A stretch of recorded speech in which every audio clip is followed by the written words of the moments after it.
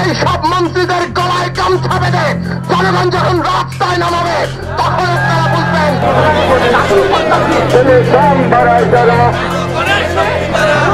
দাম বাড়ায় যারা, পেট্রোলের দাম বাড়ায় যারা, দাম বাড়ায় যারা, যারা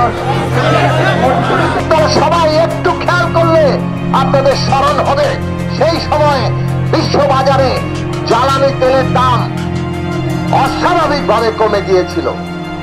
$50 নিচে পর্যন্ত নেমে এসেছিল এক ব্যারেলের দাম। কাজেই এই যে জ্বালানির দাম অস্বাভাবিকভাবে কমে যাওয়া, তার ফলে আমাদের এই বাংলাদেশ পেট্রোলিয়াম কর্পোরেশন বিপিসি তারা লাভ করতে শুরু করলো। আমরা তখন দাবি তুলেছিলাম যে আপনারা তো এখন বিপুল মুনাফা করছেন, এত মুনাফা তো রাষ্ট্রের কোম্পানির করার কথা না। রাষ্ট্রের কাজ হচ্ছে জনগণকে সবচেয়ে সাশ্রয়ী দামে তার সেবা দেওয়া। কাজেই আপনারা একটা যৌক্তিক মুনাফা রেখে দাম কমান। বছরব্যাপী দাবি উঠল, তারপরে আমরা দেখলাম মাত্র $3 তারা কমিয়েছিলেন। সেই জ্বালানি তেলের দাম না কমিয়ে তারা মুনাফা করে গেল এবং সেই মুনাফা গত 7 বছরে 46,000 কোটি টাকা মুনাফা দাঁড়িয়েছে। সরকার এখান থেকে 8,000 কোটি টাকা নিয়েছে, আর বাকি টাকা তাদের কাছে আছে। এই যে মুনাফা, এই মুনাফা আসলে সরকার নানাভাবে এখন মানুষকে প্রতারণা করে হাতিয়ে নিচ্ছে। তারা কি বলছে, এই যে এখন মুনাফা করছে, কিন্তু এর আগে বছর বছর তাদেরকে যে ভর্তুকি দেওয়া হয়েছে সেই ভর্তুকি তারা অ্যাডজাস্ট করে ফেলছে। মানে আগের বছরে কিংবা তারও আগের বছরে যে ভর্তুকি তারা দিয়েছেন সেটা তো ওই বাজেটের অংশ ছিল। বাজেটের অংশ ভর্তুকি তো বাজেটেই শেষ হয়ে যায়, কিন্তু সেটা তারা এখন ধার হিসেবে দেখিয়ে, লোন হিসেবে দেখিয়ে এখন তারা সেটা অ্যাডজাস্ট করছেন। এইভাবে সরকার টাকাটা নিয়ে নিচ্ছে। জনগণের পকেট থেকে টাকা কি কায়দায় সরকারের পকেটে যায়, আর সরকারের পকেটের টাকা কোথায় যায় এইটা তো আপনারা সবাই ইতিমধ্যে বুঝে গেছেন। কিভাবে এক একটি প্রকল্পের নামে $1 খরচ 20 টাকা 50 টাকা পর্যন্ত ওঠে, এইটা আমরা সবাই দেখেছি। প্রথম বছরের দিকে ওনারা $1 খরচ 5 টাকা 10 টাকা পর্যন্ত করতেন, এখন সেটা 50 টাকা পর্যন্ত বাড়তি করছেন। এবং এতই বাড়তি যে রূপপুর পারমাণবিক প্রকল্পের খরচে কেন $13 বিলিয়ন উপরে বেশি খরচ হচ্ছে, এই প্রশ্নের জবাব তারা দিতে পারেন নাই। বরং তৎকালীন অর্থমন্ত্রী মরহুম মুহিত সাহেব তিনিও বলেছিলেন এখানে সাগর চুরি হচ্ছে। সেই সাগর চুরির কিছু একটা কাণ্ড আমরা বালিশ কাণ্ডের মধ্যে দিয়ে জানতে পারলাম, যেখানে একটা পর্দার দাম 37 লক্ষ টাকা।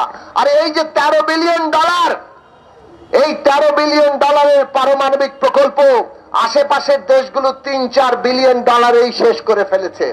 কাজেই এত যে প্রায় $8-9 বিলিয়ন বেশি খরচ তারা করছেন, জায়েজ তো করতে হবে।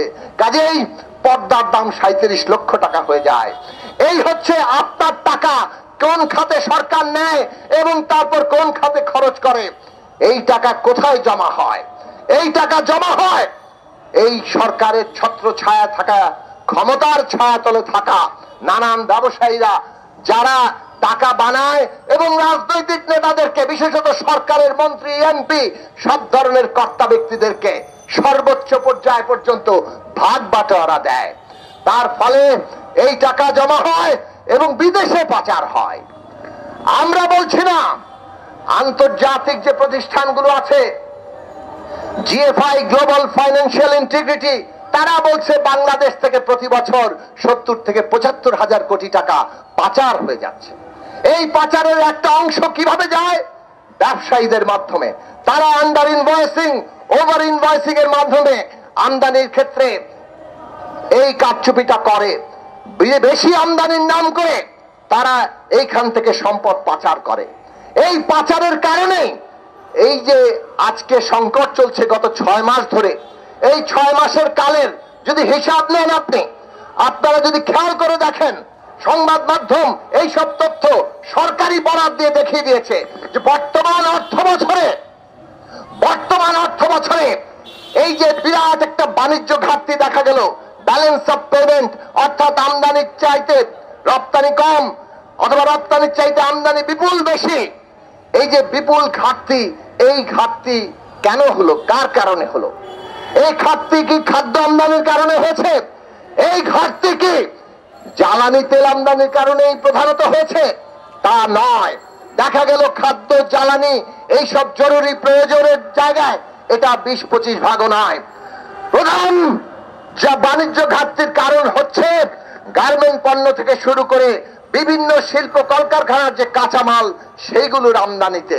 তার মানে হচ্ছে এইখানে বিরাট আকারে এই যে বেশি আমদানি দেখিয়ে সম্পদ পাচারের একটা বিরাট ঘটনা ঘটছে।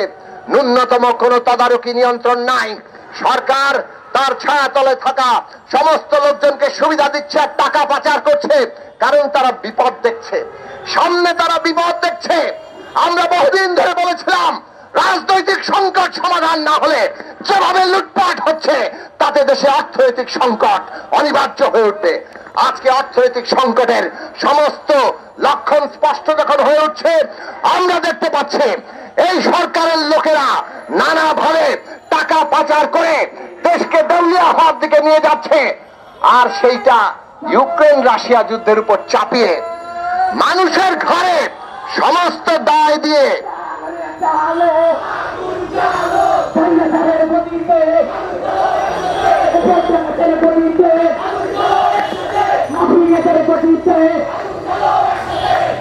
পাশে একই দাবিতে মিছিল যাচ্ছে। কাজে আমাদের